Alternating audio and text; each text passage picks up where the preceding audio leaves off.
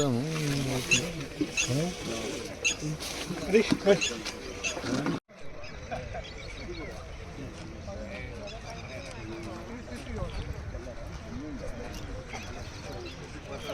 ఇదైతే వేస్ట్ ఉంది.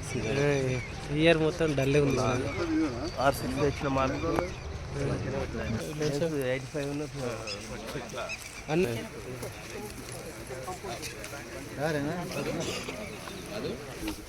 కొంచెం సైడ్ జరిగాము. కొంచెం సైడ్ జరిగాము. సైడ్ జరిగాము. నమస్కారం. డబ్బులు ఫస్ట్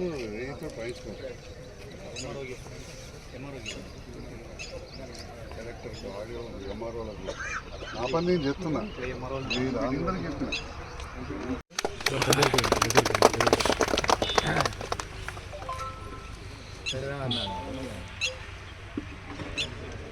చూడు మరి ఏమొచ్చిన రాజేశ్వరి అన్న నారాజు గారు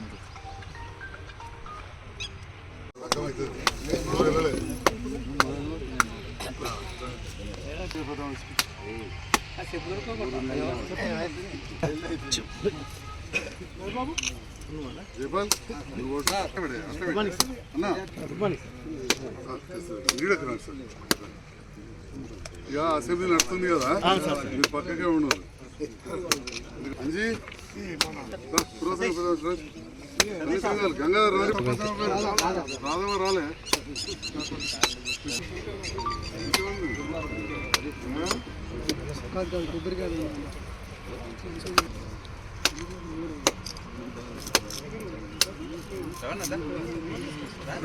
కానీ వివిధ గ్రామాలు ముఖ్య నాయకులు Narayana, Mahesh, scene Rashid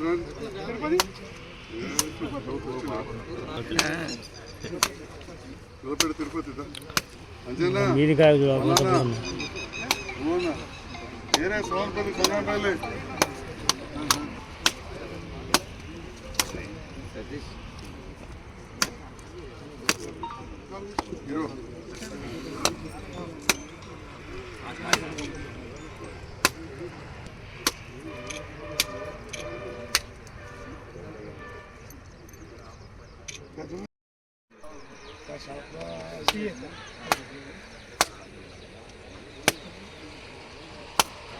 contractor Ravindra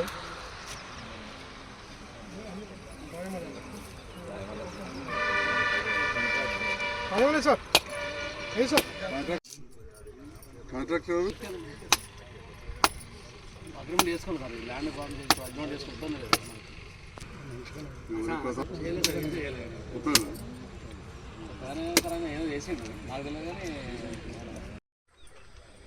foundation కొరకు వచ్చిన గౌరవనీయులు పెద్దలు మన ఎమ్మెల్యే సంజయ్ గారికి, అలాగే గ్రామ ప్రజలకు, ఎంపీటీసీలకు, సర్పంచ్లకు అందరికీ కూడా నా హృదయపూర్వక నమస్కారాలు. మరి ఈరోజు మన దవాఖానా అంటే దాదాపు 10-12 ఊర్లకు ఒక కల్లడగాడు ఉండే. ఇప్పుడు ఈ గుల్లపాట కానీ, చకలపల్లి కానీ, అప్సిపూర్ కానీ, ఈ యొక్క 7-8 గ్రామాలకు ఇది చాలా ఉపయోగపడుతుంది.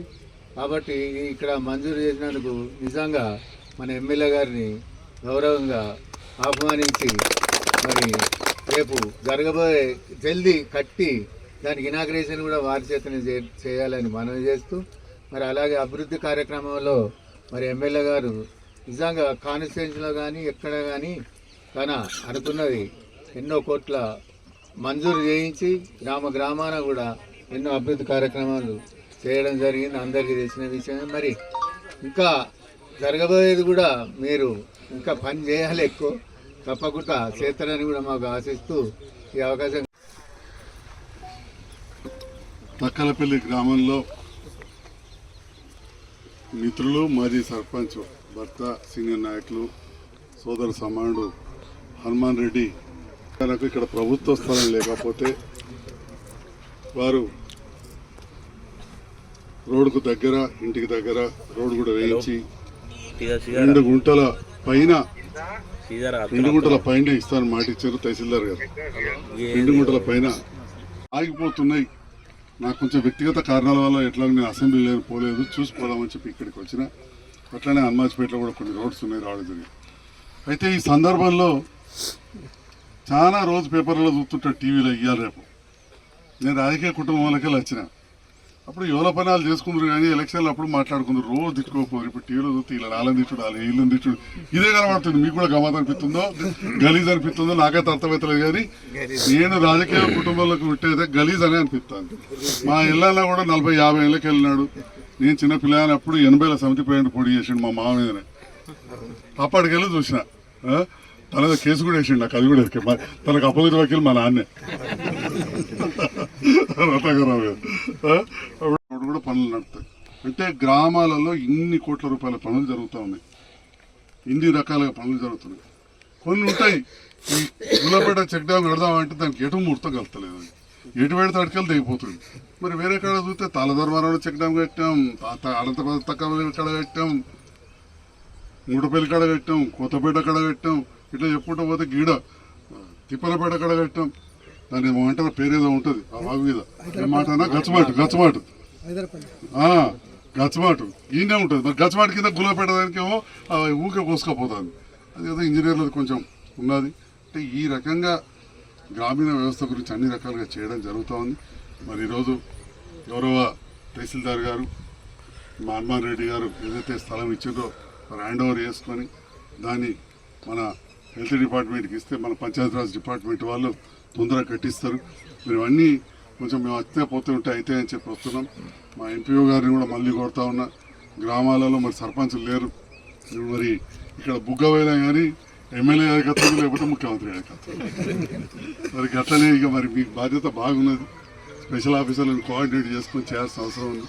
సీసీ రోడ్లు ఇన్ని మంజూరైనాయి, మరి మాకు ఉసుకెట్లా అని చెప్పి ఇప్పుడే అడిగారు. నేను తహసీల్దార్ గారికి, ఆర్డీఓకు, కలెక్టర్కి అందరికీ అంచెలంచెలుగా మాట్లాడినా. ఏదో కాగితం ఇచ్చి ఇంటికాడ కూర్చునే రకం కాదు. నేను అడుగురు కావాలంటే తహసీల్దార్ గారు ఇన్నే ఉన్నారు. అంచెలుగా కిందికెళ్ళి విద్దారుగా మాట్లాడినాం, మైన్స్ వాళ్ళతో మాట్లాడినాం, ఎంపీడీఓలకు చెప్పినాం, ట్రాన్స్పోర్ట్ వాళ్ళకి చెప్పినాం, పోలీస్ అధికారులకు కూడా చెప్పినాం. కానీ దీనికి తెచ్చి దేనికో వాడుకోవద్దు. బండికి ఫ్లెక్సీ పెట్టుకొని రావాలి. ముందు పర్మిషన్ తీసుకోండి, చిన్న కాగితం తీసుకొని.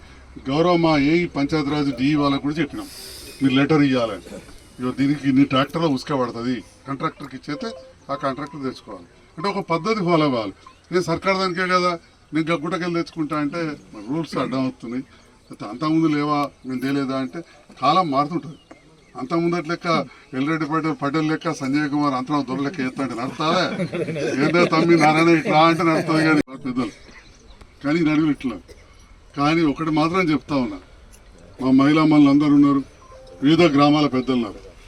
సగర్వంగా జగిత్యాల నియోజకవర్గం వరకు ఇవాళ 31.5 కోట్లతోటి గ్రామీణ ప్రాంతాల్లో రోడ్ల పనులు నడుస్తున్నాయని చెప్పి సగర్వంగా చెప్తా ఉన్నాం.